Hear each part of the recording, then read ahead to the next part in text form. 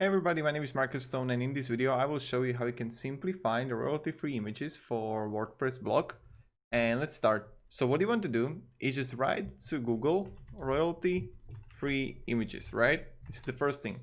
And now these are the best in my opinion: Pixabay, Unsplash, and Pexels. These are the three I use personally, and then you can simply use. So let's say that I have this mother with 2 kids. Or it's free, no, it's 2.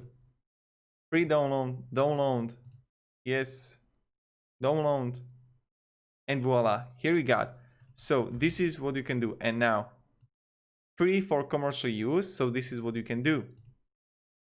And this is like how you can download it really simply. Then you got Unsplash here, download free, voila, again, you can use it for commercial use. And then you got like Pexels here that you can use too.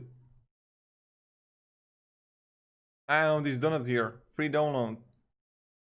Again, simply, and now I can use it for my blog posts. Or you can use Canva for downloading things and making editing there. Here we go.